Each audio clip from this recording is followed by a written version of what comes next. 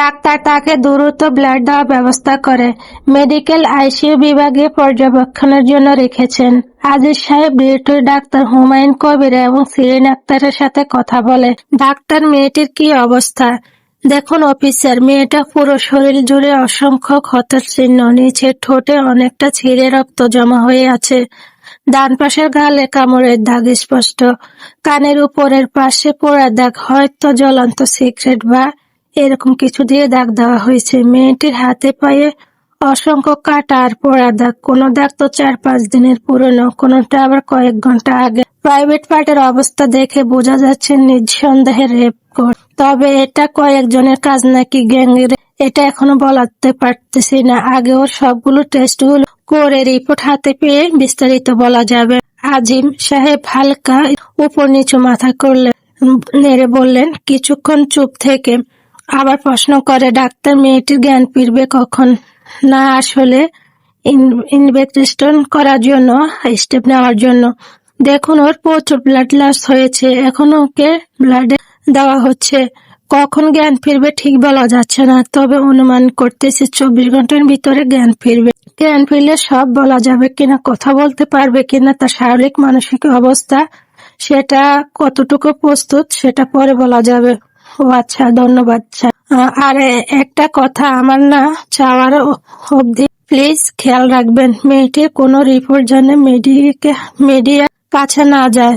Okay officer. Duty doctor Aziz সাহেবের সাথে কথা শেষ করে নিচের কেবিনের দিকে এগিয়ে যায়। একজন নার্স মেয়েটির রুমে বসে আছে, মেয়েটিকে দেখাশোনা করার দায়িত্ব পড়েছে তার উপর। নার্সটি মেয়েটির মাথার কাছে একটি চেয়ারে বসে মেয়েটির দিকে তাকিয়ে দেখছে। মেয়েটি এমন অবস্থা দেখে সে প্রচন্ড আফসোস করে, কে যে কোন সন্তানের মা এখনো এখানে শুয়ে আছে এই অবস্থায়। আর এমন জঘন্য অপরাধ করার লোকটি হয়তো সমাজের বুকে মাথা উঁচু করে ঘুরে বেড়াচ্ছে।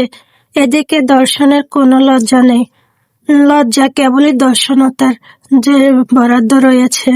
নার্স মেয়েটির এ কথাগুলো ভাবতে ভাবতে একটা দীর্ঘ নিঃশ্বাস ফেলে। রাতের অন্ধকার ফুরিয়ে নতুন সূর্য উঁকি দিয়েছে, সোনালি আবার চারিদিকে মুখরিত। ভোর রাতে পাওয়া একটি অজ্ঞাত মেয়ের পুলিশ মেডিকেল ঢাকায় ভর্তি করেছেন। মুহূর্তের মধ্যে খবরটা সব নিউজ চ্যানেলে ছড়িয়ে পড়েছেন। ঢাকা মেডিকেলের সামনে সাংবাদিকের মাছির মতন বনবন করতেছে।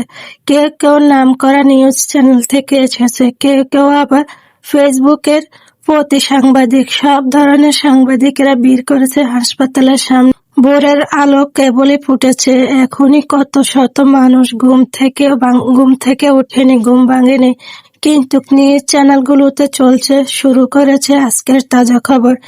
আজ ভোর 4টার দিকে কামরাঙ্গাচরের পুলিশ একটি আহত মেয়ে কিশোরীকে উদ্ধার করেছে। মেয়েটির শারীরিক অবস্থা দেখে স্পষ্ট বোঝা যাচ্ছে মেয়েটি ধর্ষণ করা হয়েছে।